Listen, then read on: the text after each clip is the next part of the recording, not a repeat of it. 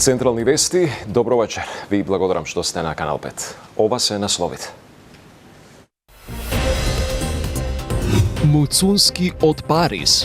Министерот Баро ја реафирмираше цврстата поддршка на Франција за нашиот пристапен процес. Ги представивме принципиелните позиции кои што владата ги има, насочени кон изнаоѓање на кредибилно решение. Инспекциски надзори се спроведуваат во 3 здравствени установи, откако почина 3-годишното дете од Кавадарци. Доколку има потреба, ние како Државен санитарен и здравствен инспекторат ќе дадеме предлог за формирање на стручна комисија. Обвинителството ќе го чека извештајот од судска медицина. Работна група го следи напредокот при лекувањето на пациентите од Кочани. Уште 7 пациенти се на долекување во странство. Никој не е оставен на цедило, уверуваат надлежните. СДСМ обвинува дека се штитат виновниците. И од грчка страна почна да се гради преминот Маркова нога Лемос, затворен скоро 6 децении. Ке се минува само со автомобили.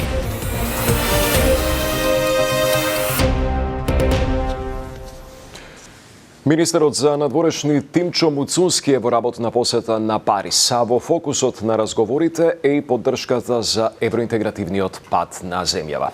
Со најновите информации од Париз, Ивана Стојановска.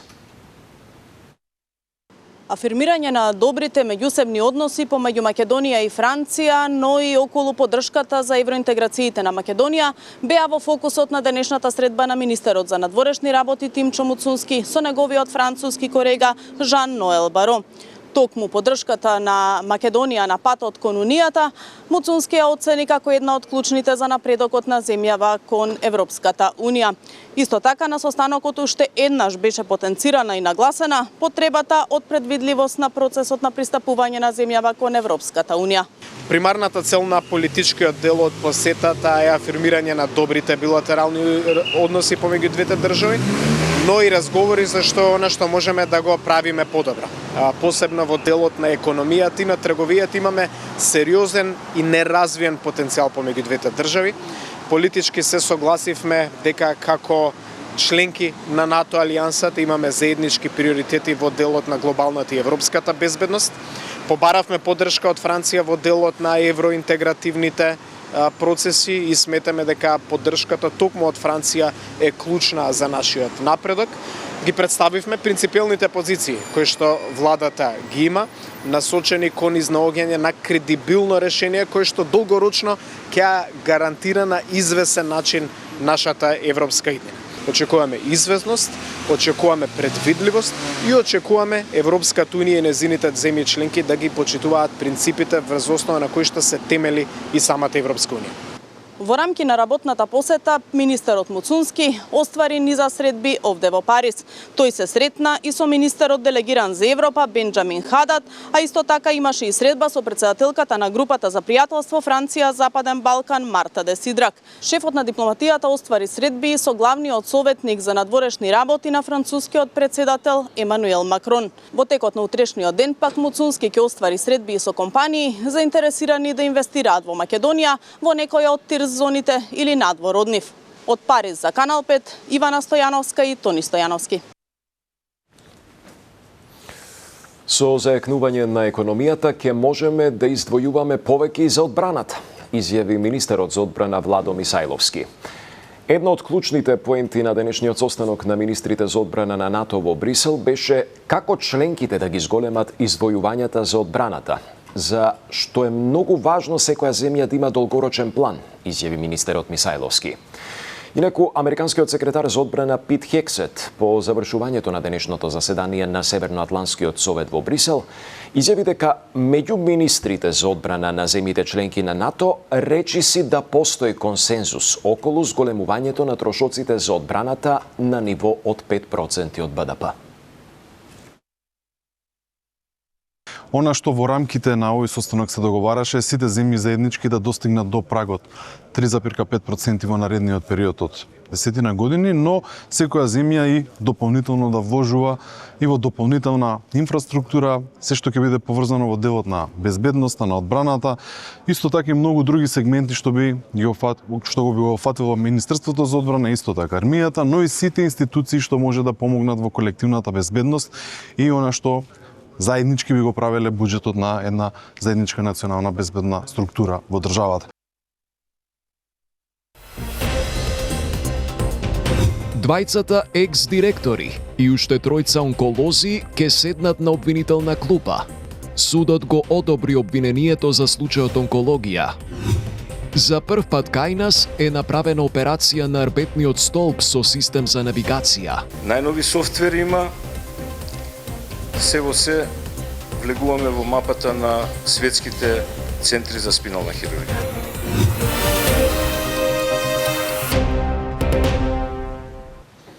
По смртта на 3-годишното дете од Кавадарци, инспекциски надзори се спроведуваат во 3 здравствени институции. Внатрешна комисија е формирана и во Кавадаречката болница.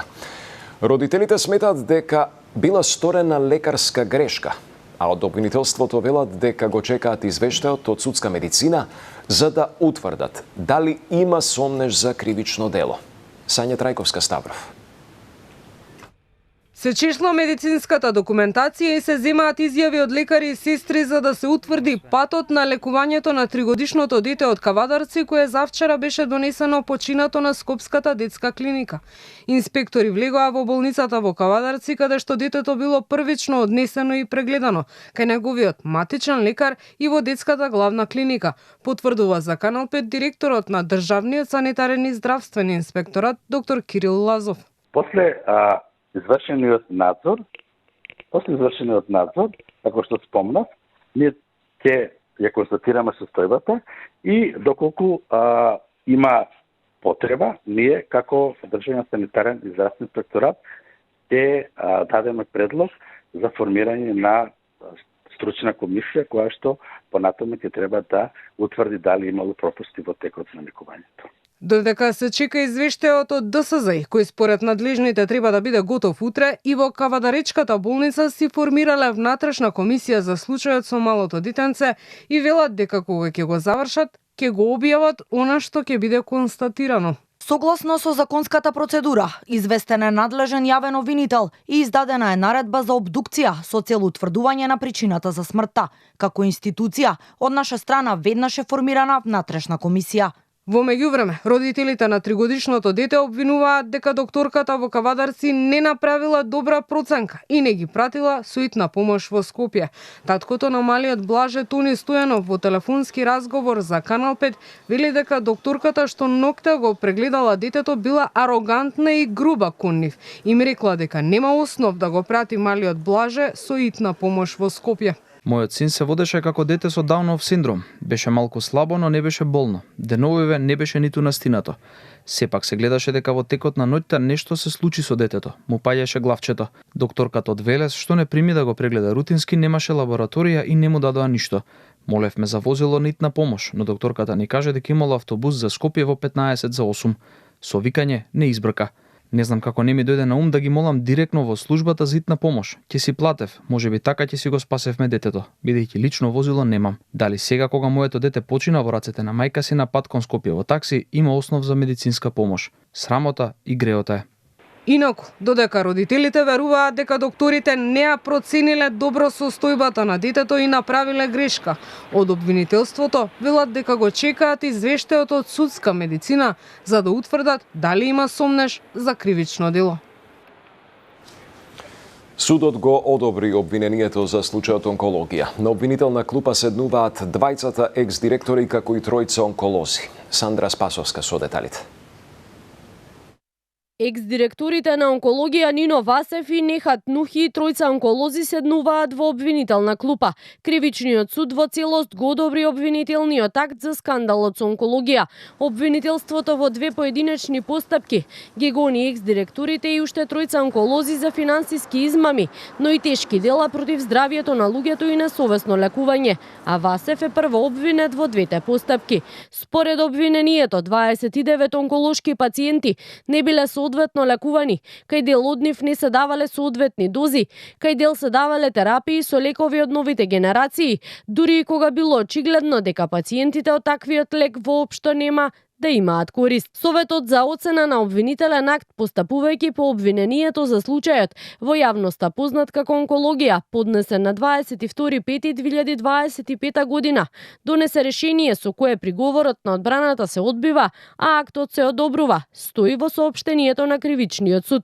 Инаку, откако скандалот со онкологија излезе на виделина, одлуката за тоа кој да ја добие биолошката терапија веќе не е во рацете на директорот на клиниката, туку за неа одлучува комисија составена од повеќе онколози, што според Сдруженијето Хема Онко им влева надеж дека повеќе злоупотреби со терапијата нема.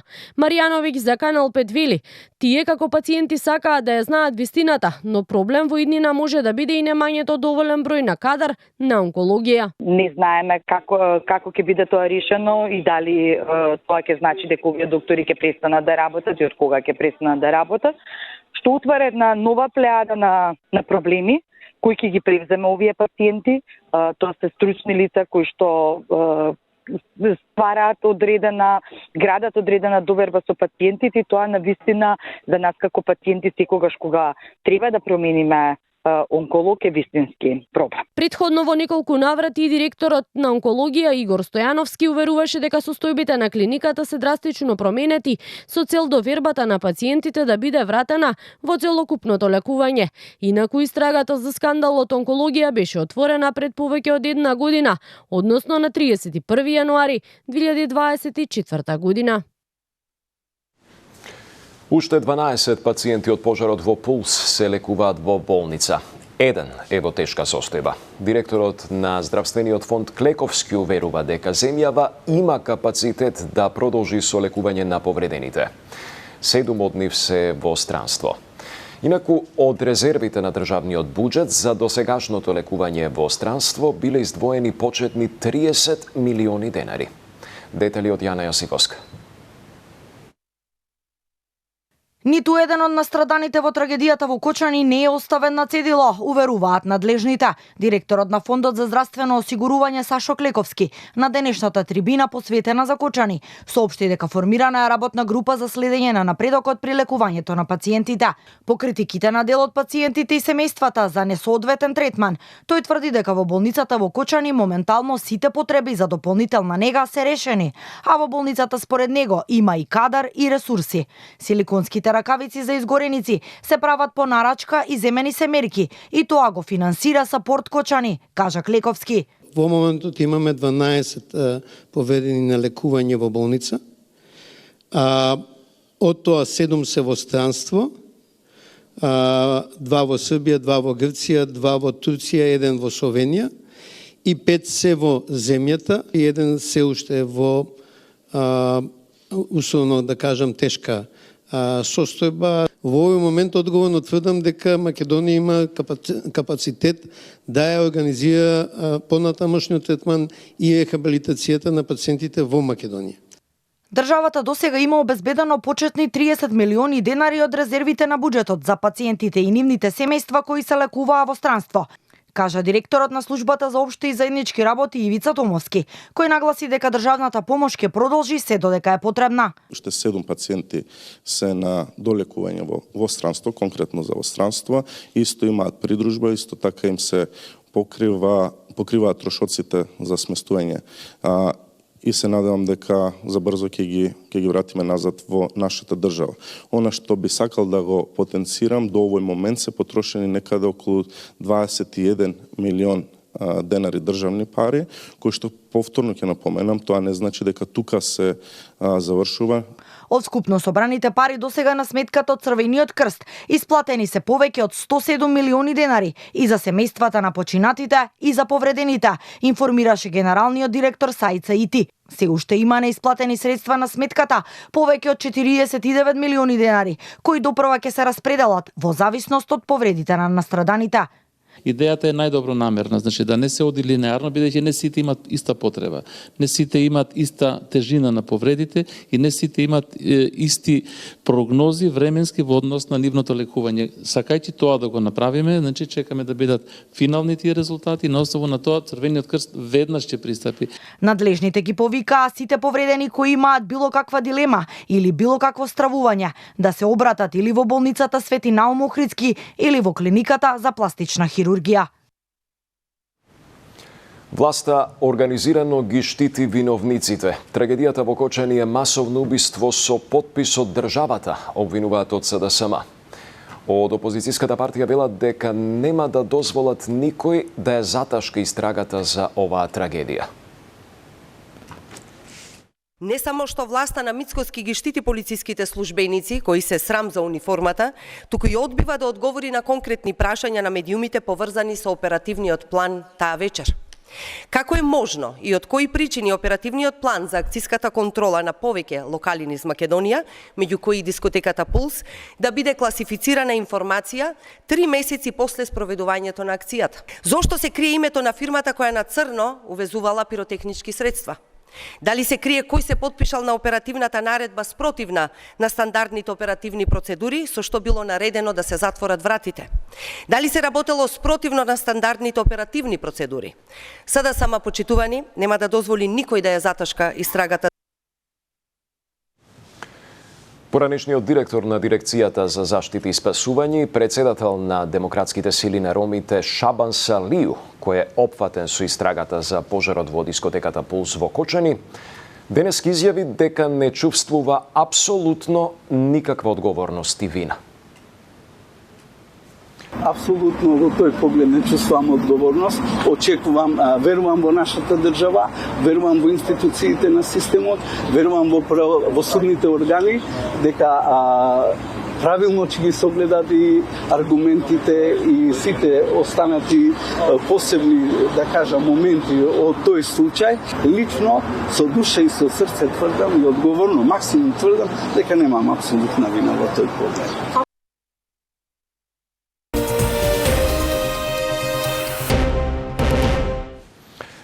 И од грчка страна почна изградбата на граничниот премин Маркова нога Лемос, кој е затворен речиси 6 децении. Со тоа се означи почнувањето на фазата на проектот, кој што на крајот има за цел да воспостави нов граничен премин помеѓу Маркова нога и Лемос, што ќе го намали времето на патување помеѓу Лемос и Ресен од повеќе од 2 часа на само 40 минути. Во проектот вреден над 7,7 милиони евра, 80% финансиран преку ИПА-3 програмата на Европската Унија, се планирани реновирање на постојната полициска станица од македонска страна, изградба на нова зграда за царинска и полициска контрола на страна на Грција и развој на прекуграничната пешачка патека помеѓу селата Брајчино и Агиос Германос со цел промоција на екотуризмот. Ова е конкретна демонстрација на политичката волја, техничка способност и нашето заедничко разбирање дека во денешна Европа границите треба да поврзуваат, а не да разединуваат, рече министерот Тошковски кој оствари средба со неговиот грчки колега. На клиниката за ортопедија денеска е направена за прв пат операција на рбетниот столб со систем за навигација, што носи правилна фиксација на рбетниот столб и нула грешка во операциите. Системот е демо верзија и на клиниката ќе остане известно време. Оттаму веруваат дека ваквите апарати се потребни за подобри операции за пациентите. Мирјана Мирчевска-Јовановиќ. Кај 70 годишен пациент денеска на клиниката за травматологија е направена успешна операција на тешки заболувања на ребетниот столб со систем за навигација, начин на операција што дава сигурност при операцијата со нула грешка, при оперативното лекување, фиксација. Првиот човек на клиниката за травматологија Игор Мерџановски објаснува дека овој систем е демоверзија и ќе остане известно време за лекување на ребетниот столб. Операцијата трае многу кратко, затоа што се е под навигација и нема губење на време за пронаоѓање на некои места кои што се недостапни за ова. Исто така од туморската патологија е многу битна оваа навигација, има можности за додатоци, роботски раки, значи роботоника да се уфрли во системот. Најнови софтвер има, се влегуваме во мапата на светските центри за спинална хирургија. Со овој систем клиниката влегува во мапата на светските центри за лекување на ребетниот столб и ваквата опрема е потребна бидејќи ќе направи подобрување во начинот на хируршките зафати и компликациите во операциите. Ќе се надоразам на директорот на Фондот за здравство, доктор Сашо Клековски, кој што имаше во блиска минато изјава дека многу апарати се купени и стојат во депоа или во подруми, како што кажа, не се употребливи, стари се, немаат заменски делови. Ние сега воведуваме некоја нова пракса, се надевам дека ќе биде пракса, да апаратите кои што треба да се купат во нашава земја се од највисок ранг, најнови и претходно да ги ние употребиме овие апарати. Многу значајно е што на оваа интервенција присуствувале и хирурзи од клиниката за неврохирургија, но и специјализанти кои ќе добијат на клиниката едукација. Ќе се прави нова стратегија за образованието, која што треба да понуди повисок квалитет, но и рамноправен пристап. Здравко Димитров.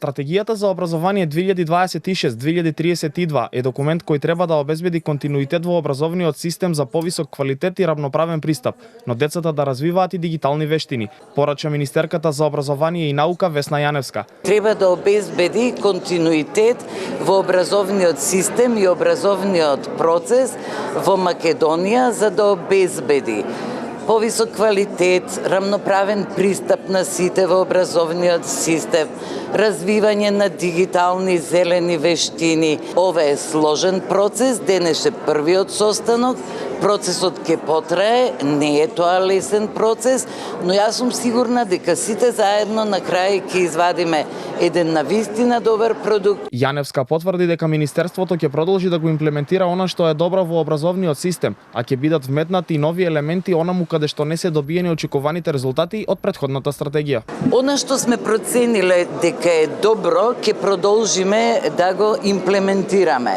Она што не ги дало резултатите очекувани од претходната стратегија, ќе го модифицираме и секако ќе внесеме нови елементи, затоа што не можеме да стоиме во место, мора да се прилагодуваме на глобалните потреби. Германската амбасадорка уште еднаш повтори дека Германија го поддржува евроинтегративниот пат на Македонија и потенцираше дека развојот на стручното образование е многу важен за државата, а со новата стратегија ќе бидат пополнети празнините во развојот на вештини. Germany supports the EU integration of North Macedonia and the modernization and reform of the educational sector is part of the necessary reforms for that. This is why vocational education and training is one key element for the development of the new strategy. Ана Чернешова од UNDP пак децидна дека квалитетното образование и наоѓањето добра работна позиција е она што може да ги задржи младите во државата.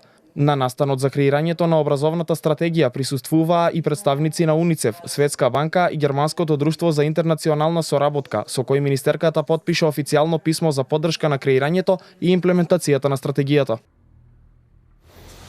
Противпожарниот сојуз на градот Скопје почнува кампања за заштита на шумите од пожари, бидејќи преку кампањите треба да се влијае на зголемување на свеста за заштита од пожари. Од Македонски шуми најавуваат нова опрема за гаснење шумски пожари и трансформација на системот за гаснење.